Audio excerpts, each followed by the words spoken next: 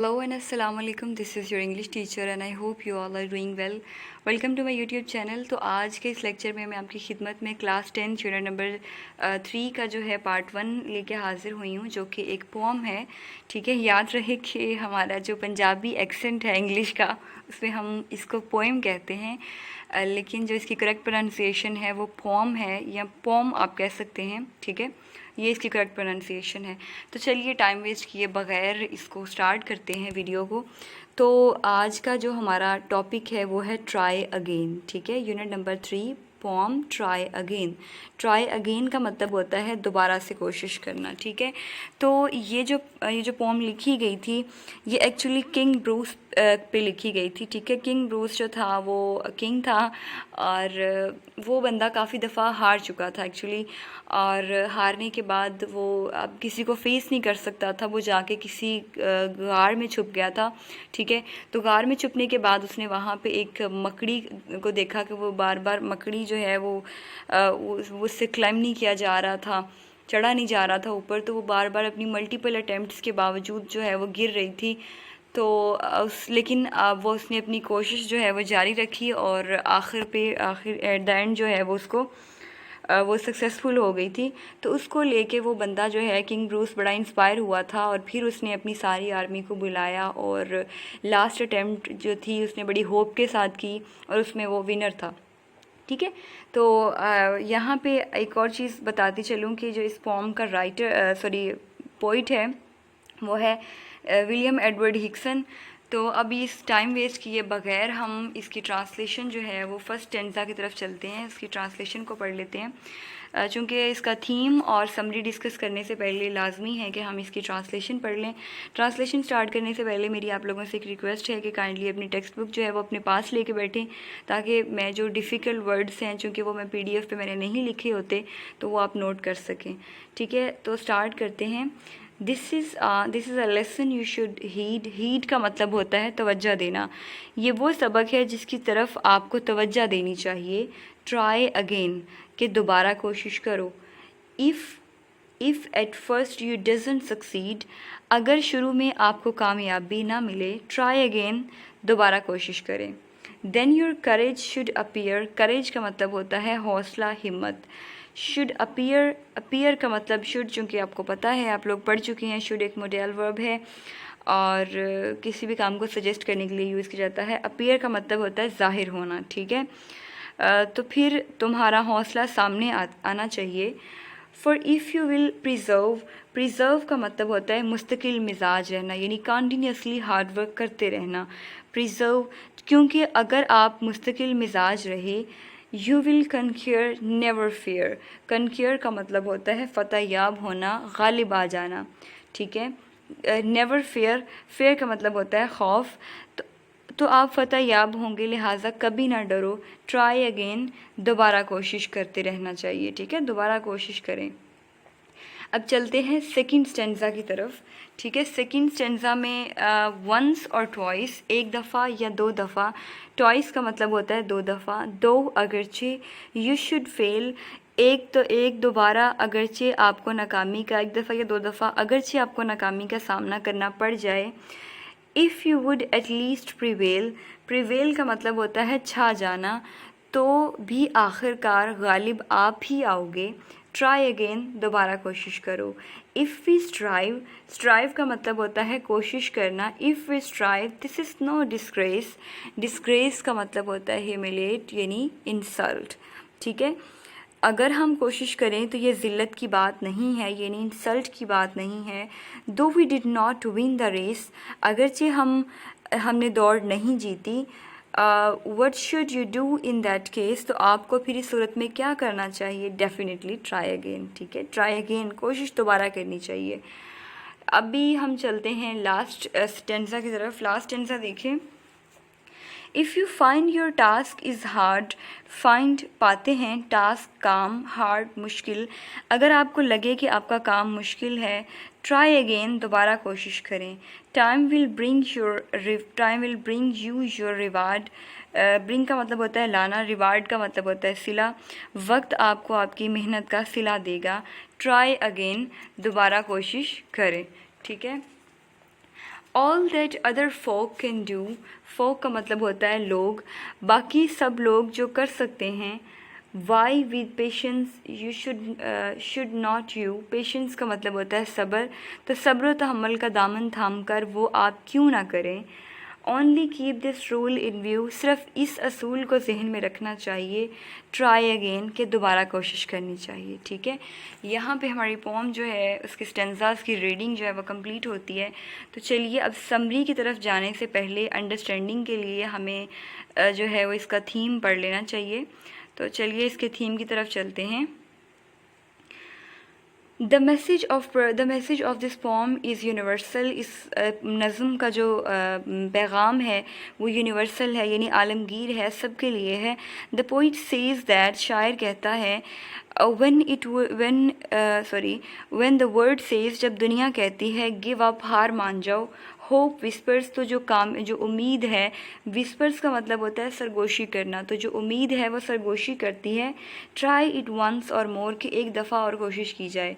हाँ जी, जब हम कोई काम कर रहे होते हैं और हम उसमें सक्सेसफुल नहीं हो रहे होते तो हमारे अंदर से एक आवाज़ आती है। ठीक है, तो वो आवाज़ कौन सी होती है, वो हमारी होप विस्परिंग कर रही होती है, हमें कह रही होती है कि please don't give up, please don't give up. ठीक है, कीप अप ट्राइंग, आप कामयाब हो जाएंगी। ठीक है, द रोड टू सक्सेस, जो कामयाबी की तरफ रास्ता जाता है, इज़ डोटेड, वो भरा हुआ है, with many tempting parking places, यानी वो रुकावटों से भरा पड़ा है।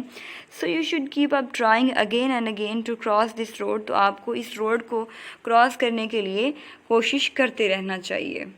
यहाँ पे आई होप सो आपको यहाँ तक समझ आ गई होगी इस थीम में, यानी मेजर जो बात हुई है वो यही हुई है कि अगर आप ज़िंदगी में चाहे कितनी भी टफ़ सिचुएशंस को फेस क्यों ना कर रहे हों, आपको गिव अप नहीं करना चाहिए। ठीक है, आपको अपनी जो स्ट्रगल है उसको वो जारी रखना चाहिए, क्योंकि बीइंग अ मुस्लिम हम तो वैसे भी इस बात पे बिलीव रखते हैं कि अल्लाह ताला किसी की मेहनत नहीं रखता।